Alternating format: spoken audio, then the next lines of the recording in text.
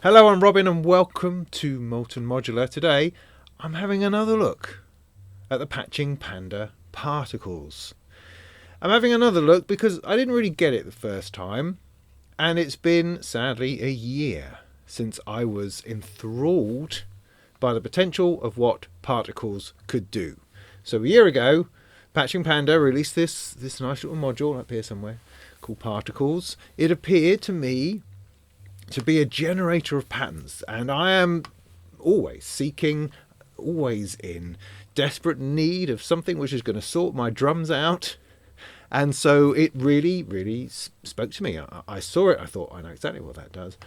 Look at that thing, that's going to be fantastic, let me have it. So I bought one, I bought the kit, did a lovely long DIY building the module video, got to the end, put it together, started playing with it, and decided, or rather discovered, that I actually had no idea at all. No idea. No clue as to what it was doing, how it was doing it, or how I should best use it. Now, I did fumble about and get some kind of thing going on, and that was great. But ever since then, I've been endeavouring to understand it. Now, it's not to say that it's impossible to understand. No, not in the slightest. It's my inability to grasp it has been the problem. But it's knocked around in my case, and I fumble with it and fiddle with it, and every now and again I go, oh yeah, I've unlocked another bit, and a little bit in my brain goes clink. Yeah, okay, I understand that bit. I mean, why is it taking me this long to understand it? I suppose it's mostly because I'm not focused on it. I've got a lot of other things to do, and it's difficult to come back to something when you feel we've already given it its time and you now need to move on to other things. So that's definitely an element. The other element is, I did spend a lot of time talking to your man at Patching Panda, and he just operates on a completely different level to me. So I found it quite difficult to really grasp many of the things that he was saying, because there's a lot of thought, a lot of science, a lot of engineering, and a lot of musicality which has gone into particles. And so his approach in trying to explain it to me was very much along those sorts of lines, assuming that I had any idea what he was talking about in terms of musical terms, theory, reference, particles, deep space, understanding of trajectories, gravitational pulls, and thermodynamics.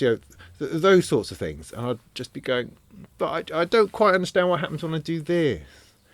And so I didn't really find myself to a safe space where I could fully appreciate it. Now I feel I have. I was having a play just yesterday, funnily enough, with the play fader, which is here, which I'll be reviewing in time. And I was just using this and particles. There's lots of other stuff going on. I'll talk you through the patch in a minute. But a couple of things clicked for me, and I thought, okay. I think now I'm ready to talk about particles again. And it is actually everything I kind of thought it was. My biggest mistake when I initially saw it is I thought that it was generating patterns, and it's not. It's not a pattern generator. It's a pattern manipulator. So you feed it a pattern, you feed it triggers, and it does things to those triggers. And what that means, I suppose, is that you never lose your initial pattern. You never lose what it was you came up with at your basic level. So you can always drop back to that. And so then particles embellishes, adds to it, and gives you a lot of live performance, a lot of tactile interaction to be able to kind of perform with it. Thinking about it, of course, it also has a lot of CV control that I have never used. Because I'm sitting here going, oh yeah, you sort of got to fiddle with it all the time. And that's actually not true, because you can feed it modulation and have all that stuff going on. It's just that I haven't tried that. So I'm not going to focus on CV modulation. What I really want to show is just how the different elements work. Partly for my own sanity, and partly I hope to help you out there understand this module better and get more out of it. Because the more I understand about it, the more I like it. And at this point, it is sort of on the edge of becoming a permanent member of my machine, my rack, my modular, whatever the heck this thing is. I think it's going to stay, along with some other things, but it can't run by itself. That's part of it. But otherwise, it's phenomenally useful. So hopefully what I hope to endeavour to do in this video is explain why it's helpful, what it is that it does that is useful. Let me just give you a very quick burst and then I'll bring you in and we'll look at it a bit deeper. So it's currently running this, right? Now there's one thing it's not running, which is the bass line. Let me get rid of that. No, wrong one.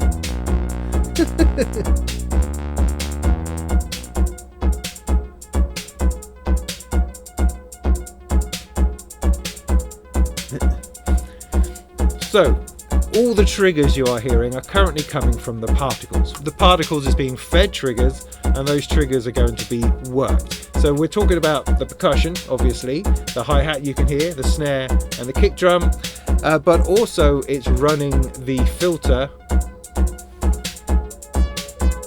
envelope triggering on the melody line. So very simply,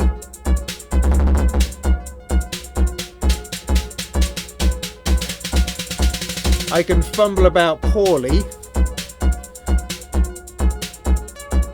and start to transform it.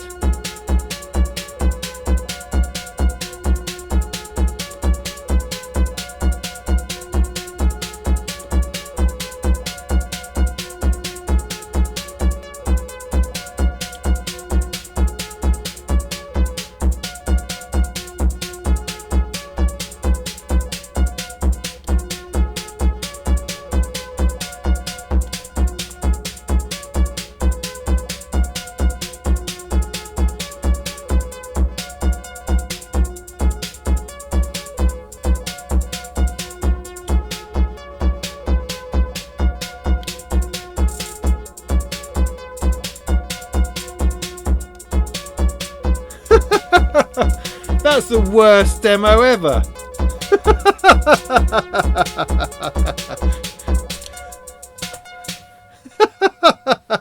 Right, well that's funny, right? Because I thought, spur of the moment, demo, it'd be awesome. And you'd all be going, wow, this is fantastic. Listen to all of this. Now, hold you on, right? I'll bring you in, I'll explain it, and that will show a little bit more of what it is that I'm trying to say is awesome about particles.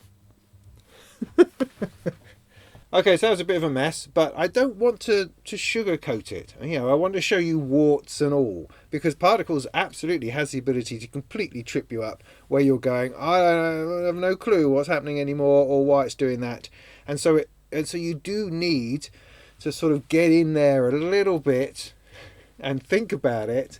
But once it finds itself, once you find that collection of little bits and pieces, it then just becomes a joyful module to play with. Trying to just do something off the cuff as I did, that was evidently not always going to work in the right way. So let me explain the patch. There's a lot of stuff going on here. I'm going to try to keep things relatively simple and straightforward, but that's inevitably going to be impossible. So my triggers are coming from Pounds Pro Workout down here. So I have got a kick drum from the Mandrake, Maelstrom Mandrake, sitting right here.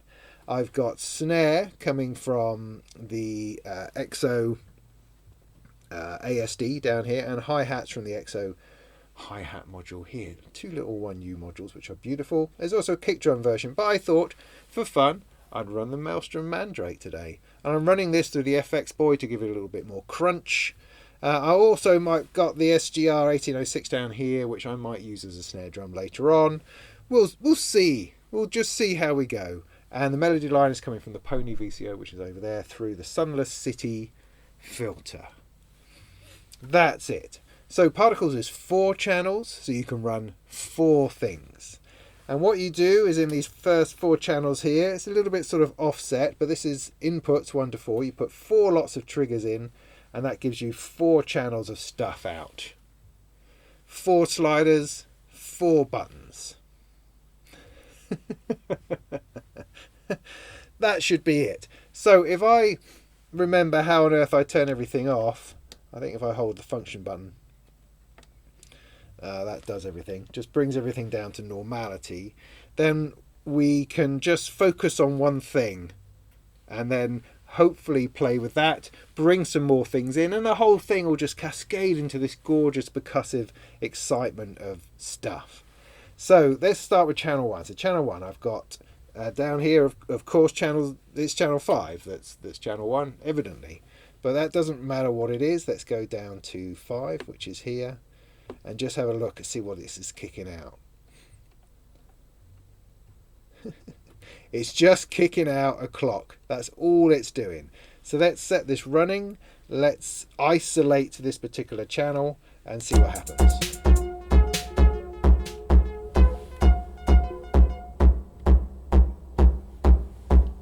Right, so on my molten motion meter knob here, I've got the level of the kick drum.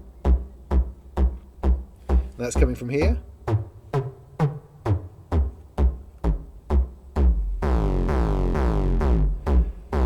Giving it some edge through the effects buoy.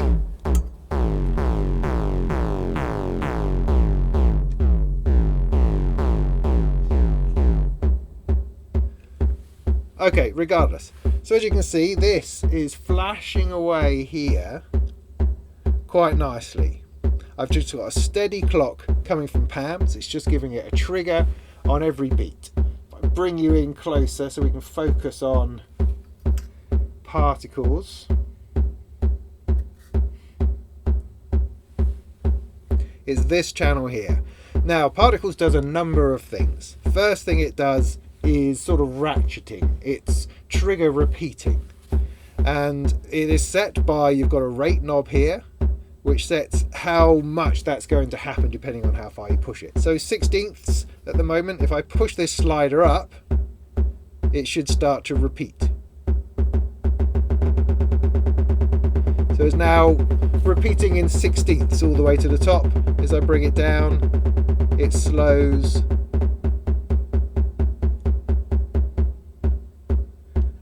And then it's where it is originally is. So it's coming all the way through. I tend to run this, for some reason, at 96. I don't know why. But when you push that up now,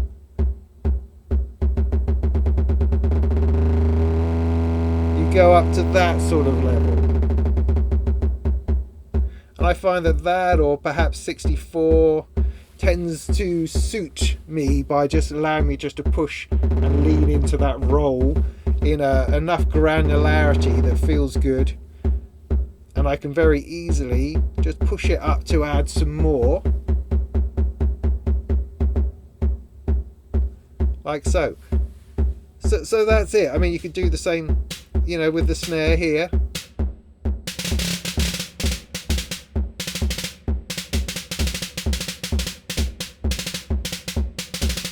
There's evidently something else going on there.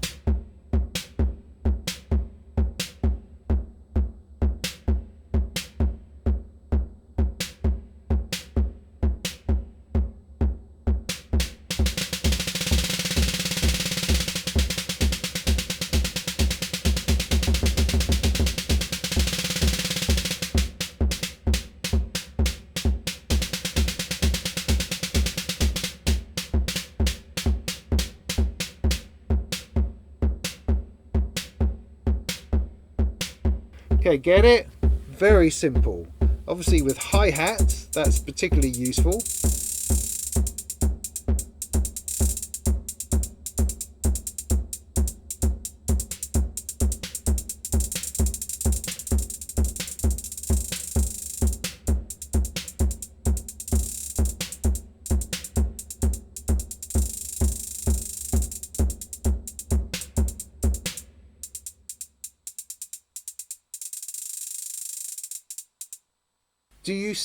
Do you get the idea? Now that's just a very basic front panel function. Another function that's available on the front panel is muting, which is also, as we know, something we like to use in percussion. So if I set all my drums going, you've got mute just on these 4 buttons here.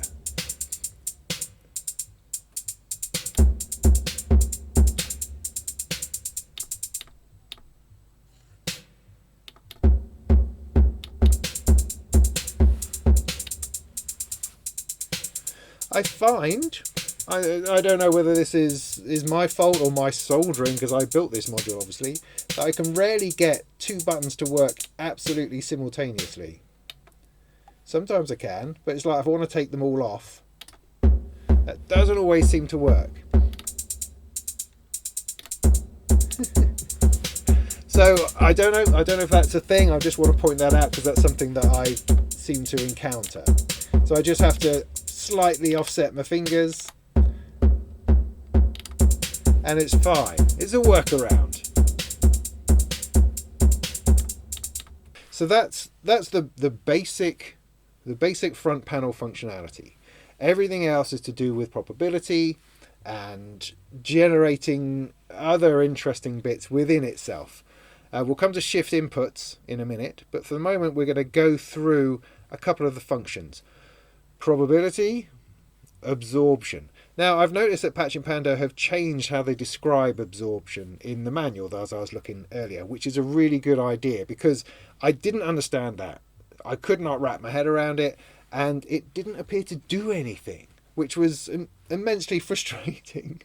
Because you start fiddling with things, and because there's a couple of sort of functionality levels, it's very easy to then end up messing it all up and not really being sure where you are or what it is that you're affecting.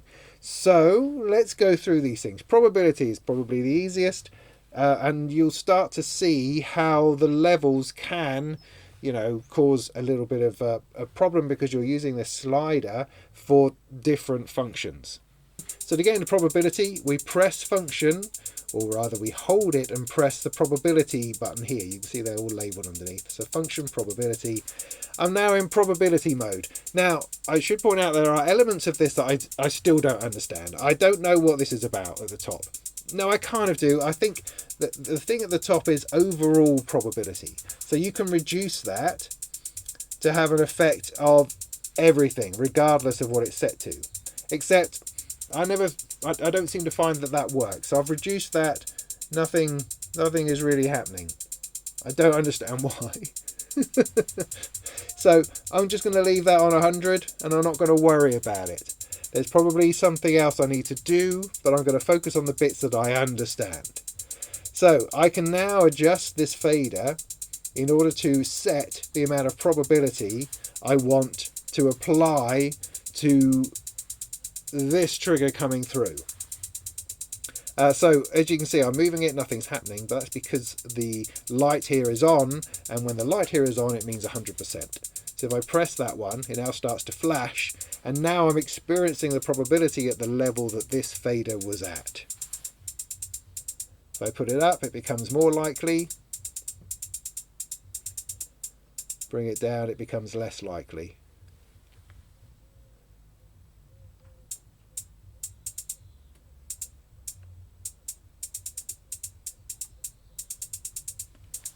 Yeah, get that? I wonder now if I pull this down. Okay, so what I'm going to deduce just by doing that is to say that this is like your maximum probability that you're setting, assuming that you've enabled this channel for probability, yeah? I'm just going to leave that at 100%. That's my assumption on that. I'm sure you can work it out.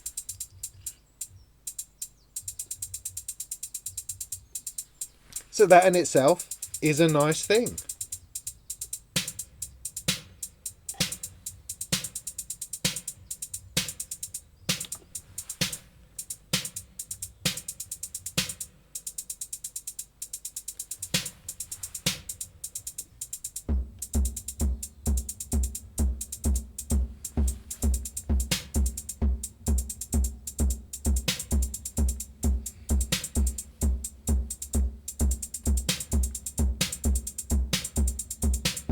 Now this can also work in conjunction with the ratcheting on the front. So if in order to get out of this mode I hit function, at which point everything of course is now wrong, because this is no longer representing probability, and it's certainly not representing the ratcheting. So you get this multi-level problem in that this fader now controls something else and it's in the wrong space. But hey, we're used to that by now. So if I move this fader down for the snare and then bring it back up, I'm now ratcheting, but with the probability also built in.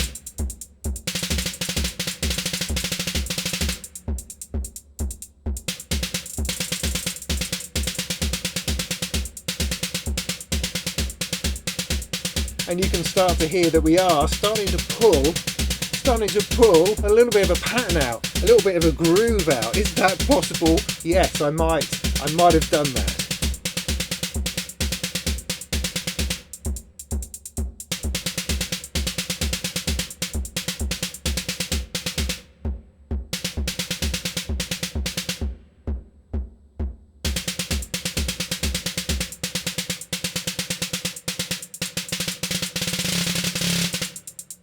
Just got to be a bit careful with your ratchets.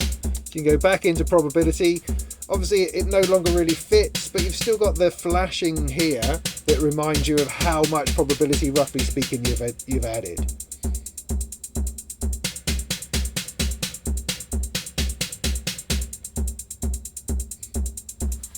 Another useful feature is if you press a button again, it goes back to 100% probability. So you can then reset and then add it again.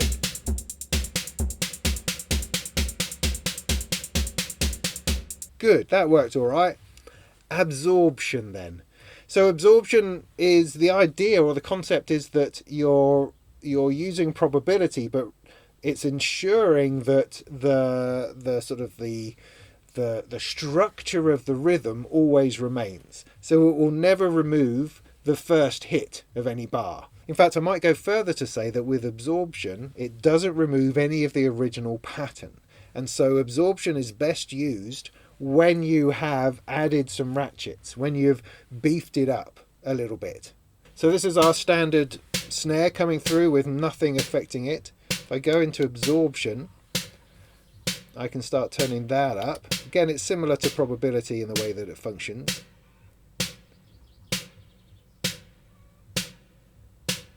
But there's absolutely no change, which is one of the things that frustrated the heck out of me. So it's not doing anything. Right, so if I set it to something, they go back to function. If I set this to a fill, to a ratchet, it then starts stealing those. So it only works on the additional triggers that have been added by particles. Yeah? So it's like probability very much, but it's kind of a more nuanced, a more gentle, a subtle one that only really kicks in when you start applying the rolls and the ratchets.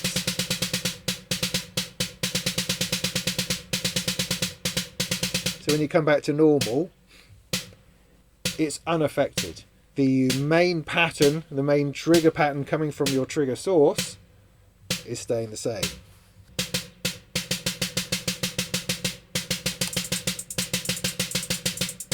So I've got 16ths already on the hi-hat. If I go to absorption, turn that on somewhere, I can come back to here and then stick some ratchets in.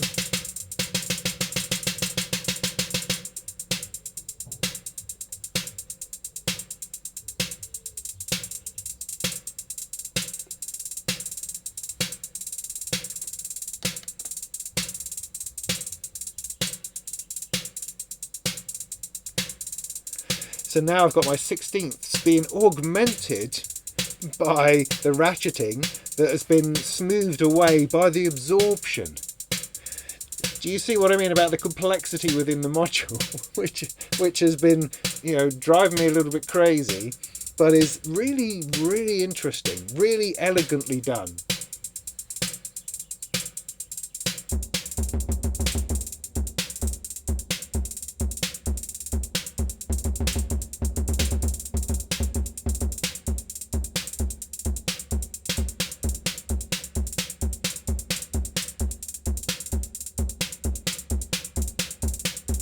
See, now I've enhanced the groove. Can you see I've enhanced the groove? It's very exciting.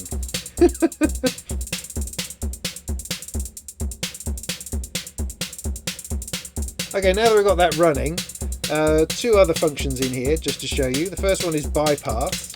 you go to bypass, this is different to mute. Mute stops the throughput of anything. Bypass just bypasses what particles is doing.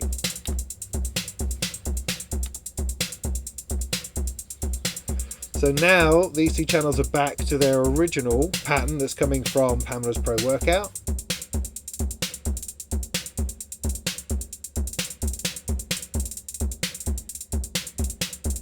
So it's a really good way of adding that flavour in at some point. You don't have to have it all the time.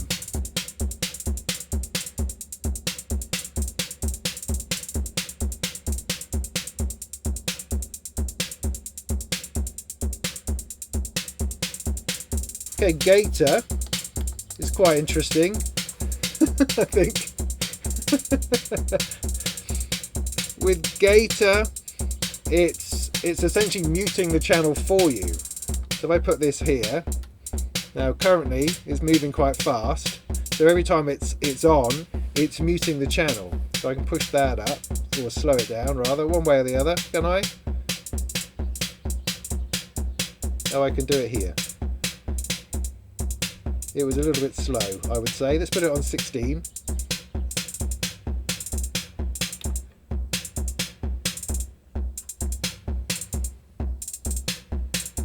So do you see every time that flashes, that's cutting it.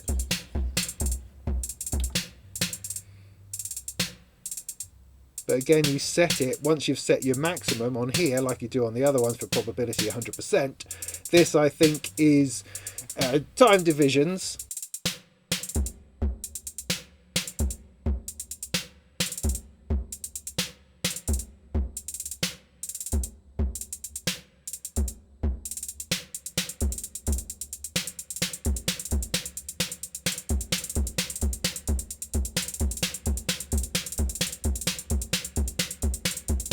There is kind of like the elephant in the room is the no triple button.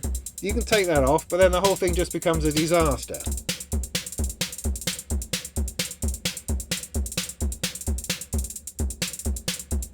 It doesn't seem to be a disaster, you're saying? Yeah, I know.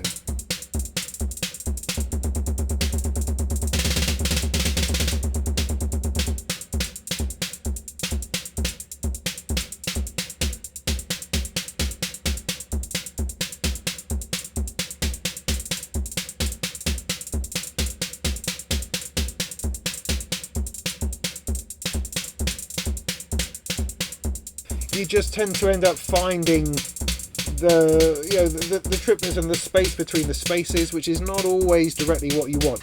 Considering that you're not necessarily in a live rig focused down exactly precisely on this particular module, the fact that this no triple exists just helps you tidy things up and keep things tight, so that it doesn't start to lose itself accidentally because you haven't hit on exactly the right spot. So it's a little bit of a genius button, I would say.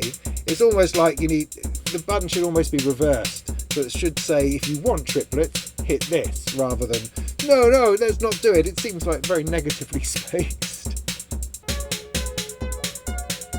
In our last channel here, I've got the melody running. So this is now triggering an envelope, which is controlling the filter, over here somewhere. So what Particles does really well is, 4 channels of drums. Sure, 4 channels of drums every day of the week, that's no problem.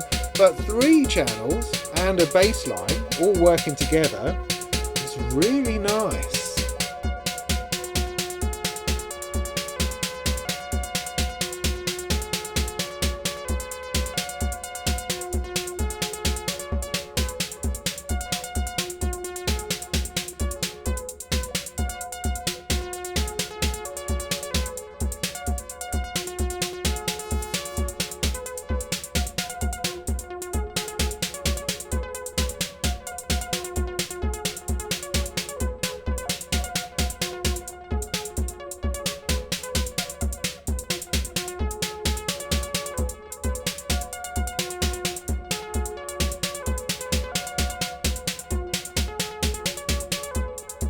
Okay, one more function to show you, which is the shifting inputs. Now that's this knob here. Had me confused for a long time, but what this does is just shifts everything across. So whatever it is you've done to one channel then becomes what's done to the next channel. Why would you do that? Well, it just creates interesting things. I mean, if you were considering that all of this was triggers to different melody lines, then you could shift the way all of those are being played. You do that simply by rotating this knob. Just moves everything across.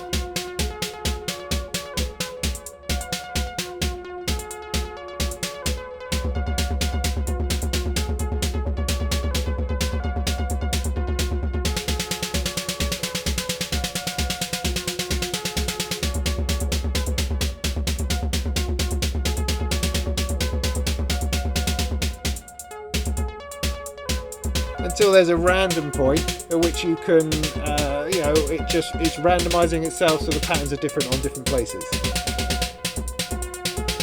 So here's back to normal. Because I've got a lot going on here, number 4 is going to rotate round to the kick drum, I think. There you go.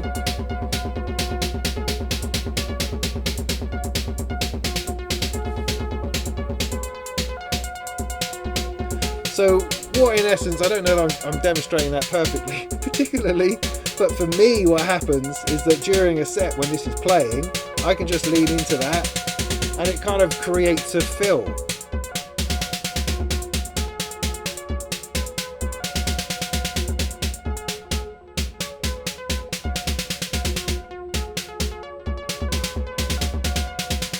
And interest and such like and so forth. So if I bring some modulation in from somewhere and plug that into shift,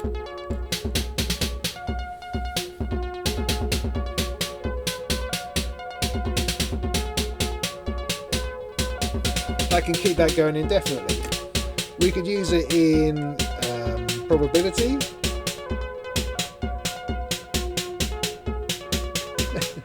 It's really difficult to discern without really sitting down and trying to work it out.